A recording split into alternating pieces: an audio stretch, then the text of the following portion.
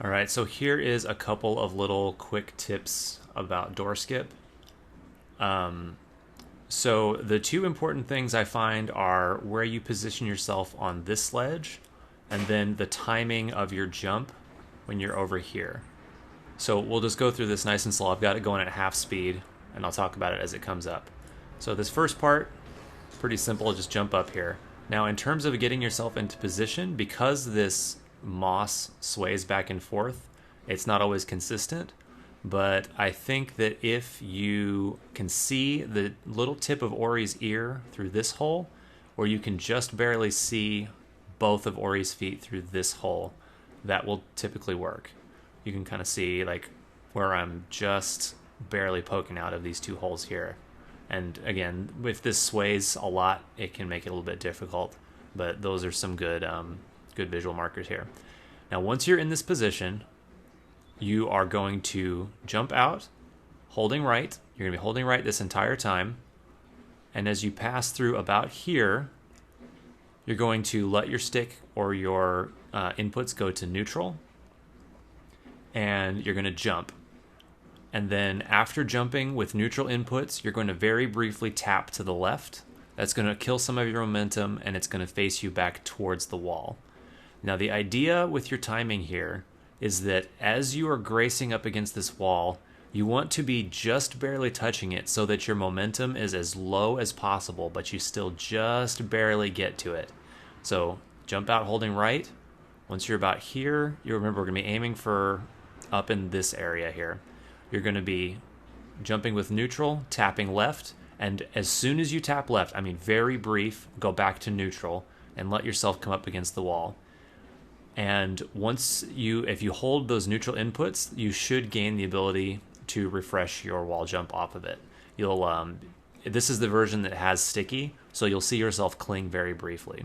Now, you don't have a lot of time to react, so when I do this, I just do those inputs, and as I get up to the wall, I just go ahead and do the inputs for the next part, which I'll talk about after we play through this just a little bit. But I don't even bother trying to react to seeing if I get it. I just do the inputs assuming I will. Okay, so here's the jump. Making sure we've got our position here. Gonna jump out holding right, and you can see that let's back that up just a little bit. Holding right about here, I'm gonna jump with neutral inputs and then tap left. Let's slow this down even more. Okay, so neutral jump inputs and tap back to the left, and Ori is just barely going to contact this wall with very low momentum. And that gives you that very brief moment of sticking on there. Now the next set of inputs, once you get that stick, you want to jump out holding right, and you do actually have to hold right, not just neutral. So jump out holding to the right, and then jump back very quickly holding to the left. And that should get you from here up into this little wedge right here.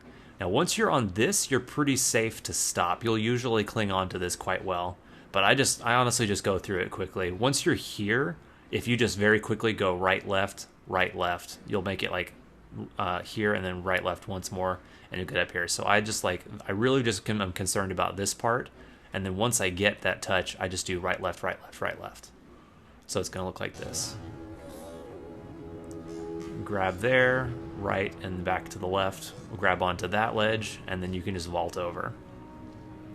So that's the hard part. The rest of this is pretty easy. I'll speed this back up to 0.5. I'll show you the cues that I use here. Once you're up here, we can stay entirely on the left-hand side. So if you just wall run up and then jump, then the position we want to go to here is in this moss. There's kind of like an upside-down V. Just put Ori in that.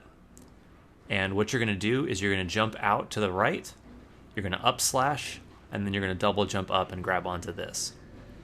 A little note about up slashes that's not super obvious necessarily is that you can only gain height from an up slash one time every time you leave the ground. So like if you up slash and mess up or something and fall back over here, if you don't actually touch this ground, your up slash will never like stall or gain height for you again, so you can't do it unless you come back down here again. So we're going to jump out, up slash, and then jump again and grab onto this.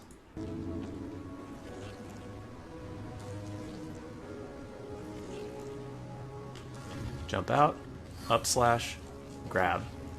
Now, once you're here, if you are still at full health, it's pretty safe to just go ahead and go over and damage boost on these spikes. But keep in mind, if you die on them, your autosave is back at the key down below, and you'll have to redo door skip. So if you're worried about it, there's a place where you can autosave right over here. So I'm going to show you that. I'm going to run over there. Whoops, that's not right. Now, here I don't have enough health to damage boost. Like if you got hit by the Squonky, for example, you might not have enough health to damage boost, in which case you have to go over here and do the autosave. Or, I mean, you can do this lower path, but that's quite a bit slower. So just hop over here until you see the autosave go off.